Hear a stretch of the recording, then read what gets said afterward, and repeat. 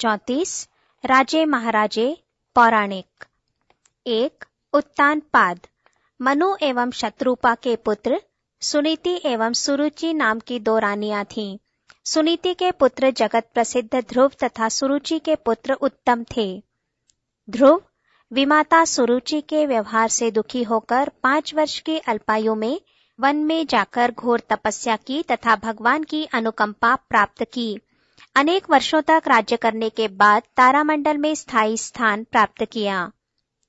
राजा पृथु उत्तानपाद एवं ध्रुव के वंशज अत्यंत प्रतापी राजा अपने बल पर संपूर्ण पृथ्वी का दोहन कर अभीष्ट पदार्थ प्राप्त किए, कृषि का विकास किया।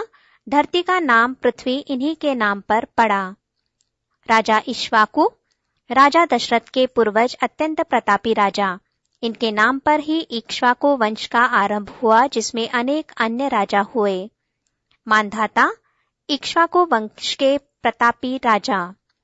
त्रिशंकु इक्ष्वाकु वंश के प्रतापी राजा सदैव स्वर्ग में जाने के इच्छुक कुलगुरु वशिष्ठ के इनकार करने पर विश्वामित्र की शरण में गए।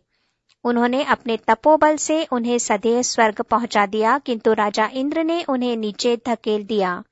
विश्वामित्र ने इन्हें पृथ्वी पर आने से रोक लिया। कहते हैं तभी से वे स्वर्ग और पृथ्वी के बीच लटके हुए हैं।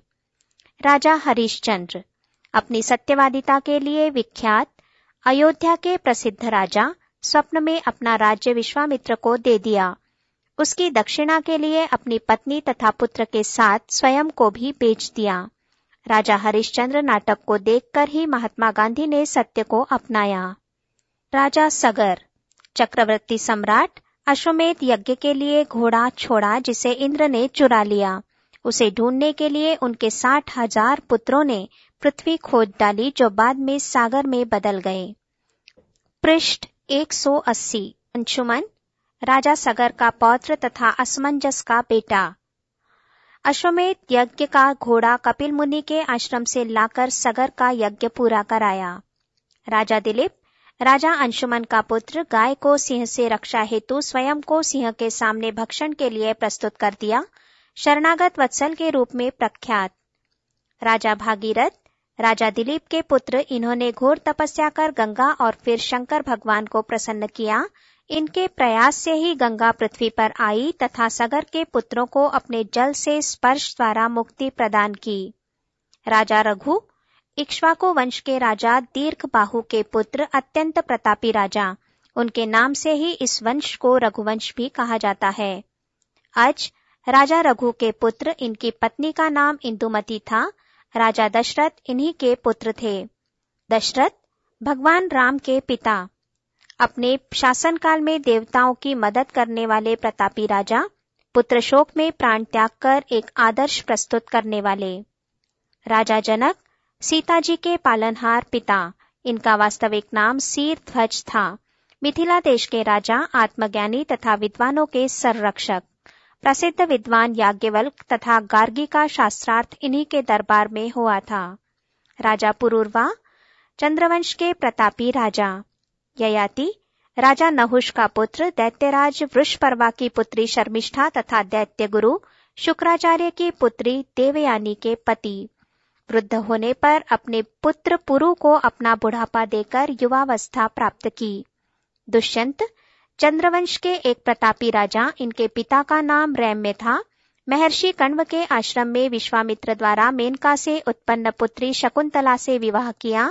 जगत प्रसिद्ध भरत इन्हीं की संतान थी।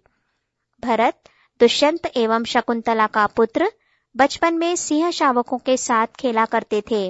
इन्हीं के नाम पर अपने देश का नाम भारत पड़ा। रंतिदेव चंद्रवंश के राजा, दुष्यंत के वंशज, साधु प्रवृत्ति के राजा, भूखे होते हुए भी अपना तथा अपने सभी परिवारजनों का खाना दूसरों को खिला देने के लिए प्रसिद्ध। द्रुपद चंद्रवंशीय प्रसिद्ध राजा, जो पांचाल देश पर शासन करते थे। द्रौपदी एवं दृष्टद्युम्न के पिता। पृष्ठ 181। शांतनु चंद्रवंश के प्रतापी राजा थे। आपने गंगा से विवाह किया। भीष्म इन्हीं के पुत्र थे। भीष्म महाभारत काल के जगत प्रसिद्ध व्यक्ति, जिन्होंने अपने पिता शांतनु की खुशी के लिए कभी विवाह न करने तथा राज्य पद न लेने की प्रतिज्ञा की। ये भीष्म प्रतिज्ञा एक कहावत बन चुकी है।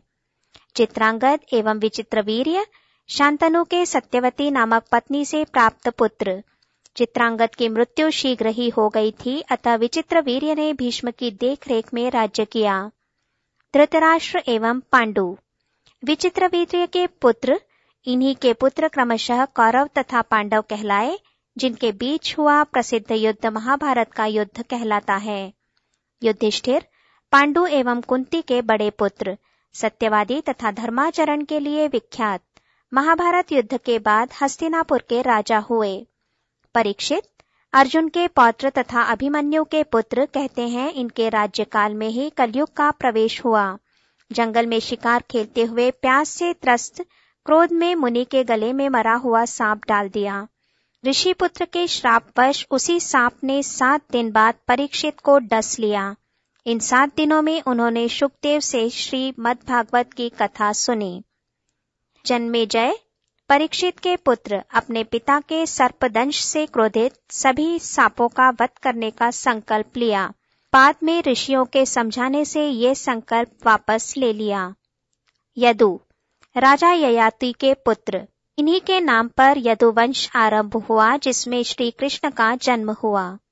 राजा उग्रसेन राजा आहुक के पुत्र, मथुरा के राजा, उसके पुत्र कंस ने उसे गद्दी से हटाकर स्वयं कब्जा कर लिया।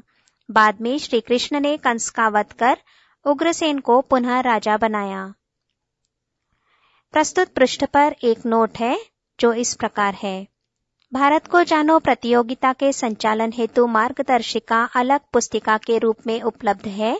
सहयोग राशि 10 रुपए मात्र। यहाँ नोट समाप्त हुआ।